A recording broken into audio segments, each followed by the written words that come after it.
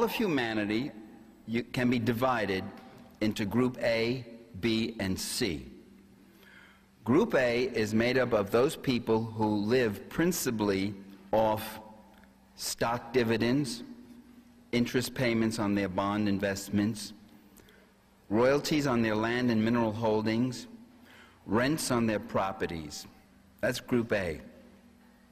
Group B and C make up the other 99.5% of humanity, and they live off Group B. The people in Group B live off wages, salaries, fees, commissions, tips, pensions. And Group C is made up of tens of millions of people who don't even get that. They live in utter destitution from hand to mouth, from whatever handouts or whatever charity bits or whatever fragmentary incomes they can scrounge. The thing that the people in Group A and B have in common is that they both live off the labor of the people in Group B.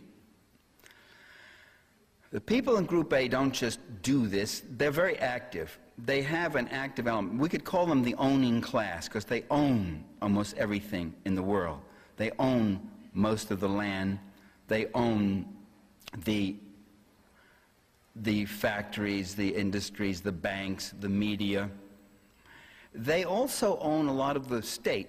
That is, their representatives, the politically active elements from their ranks, move in and become the secretaries of defense, secretaries of state, CIA directors, and they're the ones who also filter out in the beginning with the very first primary. The primary before the one you get to vote in is called the money primary, and they, with their contributions, they filter out who will be the suitable candidates and who will be the unknowns, and who will be designated at the very beginning the front runners. Now, they take great pains at trying to keep the world this way because they love it that way. I know in the movies you see things about the unhappy rich.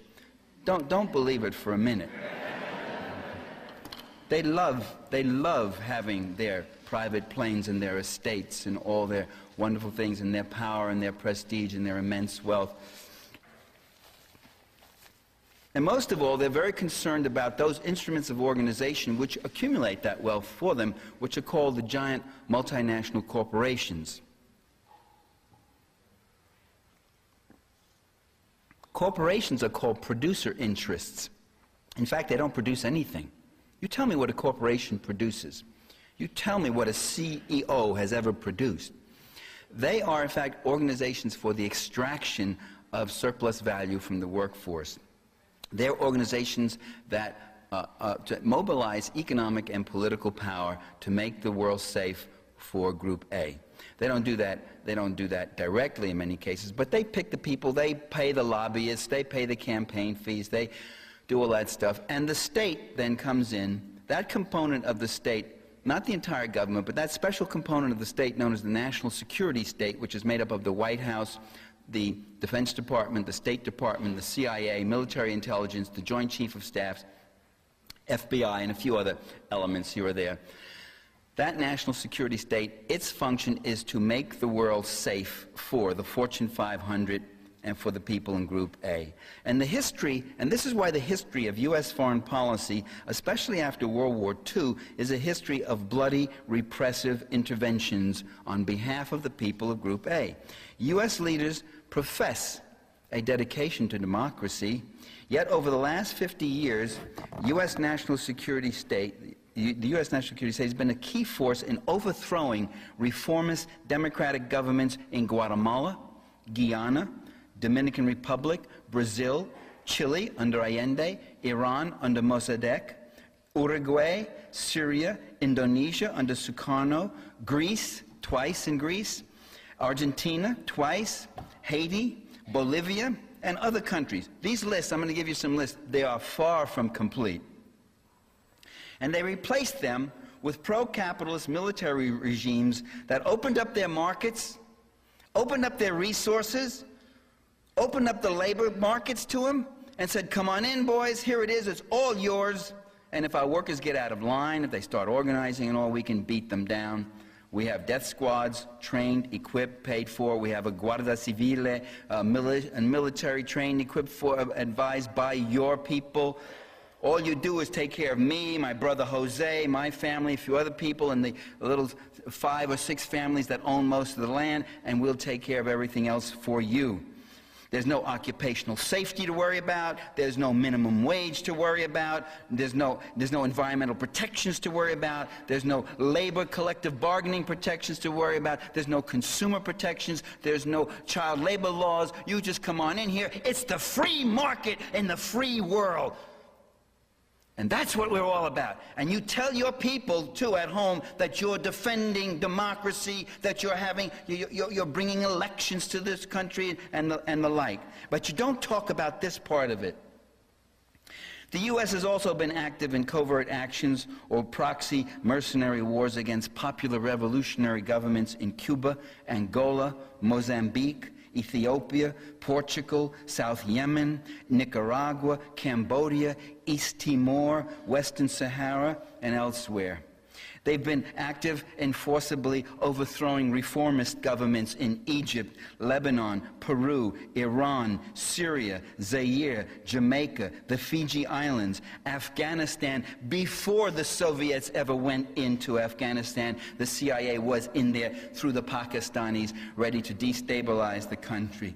Since World War II, U.S. direct military invasions, now not proxy wars, not subversion, not CIA destabilization and terror and death squads, but direct military invasion with U.S. forces since World War II, or aerial attacks by U.S. forces in Vietnam, Dominican Republic, North Korea, Laos, Cambodia, Lebanon, Libya, Grenada, Panama, Iraq, Somalia, and now Yugoslavia. When you ask, why is U.S. in Yugoslavia? Why not? They're everywhere else. It's an empire, my friends. It's an empire. And the empire extracts the resources of the republic in order to maintain its imperialist network. It's an empire with 300 major military bases and 2,000 minor bases all over the world. That's a matter of public record. I'm not just arguing that point. It's a matter of public record. Not that it's much taught and rarely ever mentioned in the mainstream media. Now, why has a professedly peace-loving democratic nation found it necessary to use so much violence and repression against so many peoples in so many places? An important goal, as I say, is to make the world safe for the Fortune 500. Governments that strive for any kind of economic independence, governments that support any kind of populist redistributive politics, which is extracting, say, as Allende did in Chile. In the 3 years he was in office, he took a portion of the gross national income, maybe about 5 or 6 or 7%, shifted from the people in Group A, the people who lived off their investments, to the people who lived off their labor. And that was what was wrong with Allende. When you come in and you start taking and tampering with my wealth, I will kill you. And that's what they did to Allende. Such governments are the ones most likely to feel the wrath of U.S. intervention or invasion. The designated enemy can be a reformist, populist military government, as in Panama under Torrijos, and even under Noriega, Egypt under President Nasser, Peru under Velasco, Portugal after Salazar, when the generals came in. It could be a Christian socialist government, as in Nicaragua under the Sandinistas. It could be a social democracy, popular front, as in Chile under Allende, or in Jamaica under Michael Manley, or in Greece under Papandreou in 1965, or the Dominican Republic under Juan Bosch. Or it could be a Marxist-Leninist government, as in Cuba, Vietnam, North Korea.